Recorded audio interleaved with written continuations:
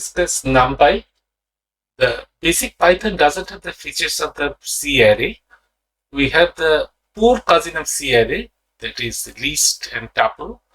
List is more equivalent to C array, but list can contain different types of objects: integer, float, char, string.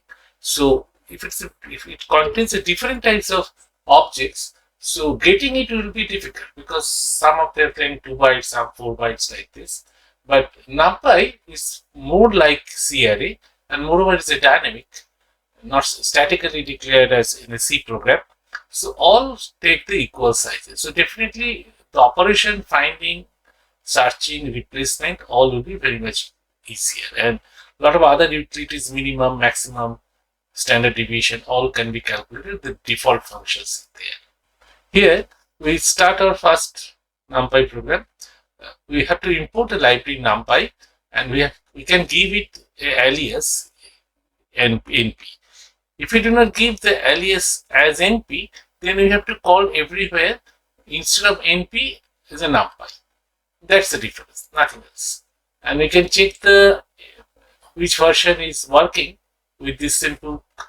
Then I declare it np.arange 0 to 30 with increment 5. So it will create 0, 5, 10, 15, 20, 25. And we can check it print type of a print A. Another is line space. Here I have to 1 to 15 with 3 division: 1, 8 and 15. So here if we run it, we see these are the values. A range has the features with start and stop. This is the start and stop, and this is the state. And we can check the values here. And we can have, if we do not have the step value, it will take the default is 1. So we can check it here. And also another thing, we can give a negative number. So we can go in negative way, 7, then it will be 4, 7 minus 3, then 4 minus 1. So we can check it this here. We can create a empty array by np.range 2, 2, it's the empty array, and array is empty. Here we have a numpy is np, and we fill this with these values, and we will see it here, all the array, and it is the first is list, and list we convert it to np array. This is the original list is here, then we put it it is np.array, and we pass it the list here, this value. It is converted to list to np array. But definitely all list should be of same type. If it is one is string, one is float, that will not happen. Here we are reshaping with the command a.reshape. So initially the np array is like this. By this command a.reshape 3, 2, it will be reshaped like this.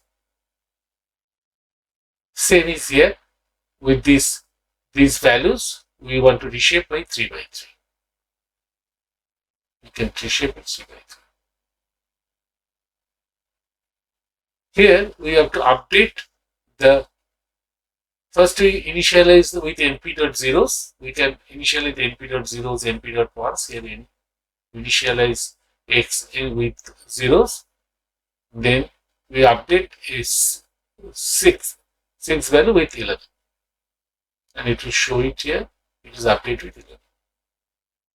And here also, if we run this, we can see it 11 is updated. This is np.arange, and it will be calculated. Here we see the np.range is 12, and excluding 20, so 12 to 19. And we will see it here, 12 to 19. The values are the index. We can get a 3D array also with this command, 3D array. And here's one of the best example of Numpy with Matplotlib. First we have to import the library Numpy as usual, then import matplotlib.pyplot as p8, its alias. Then we create a range of values, so 0 to 4 pi np.py. because np is already an imported library with 0.1 the step, and then calculated y with sin of x. Then I calculated this x1 y value, but until and unless I give this command plot.show, so it will not plot, and it will definitely plot this. And this is the strength of Python. You can get automatically the graph with this, and like with this help of Matplotlib. Thank you for being.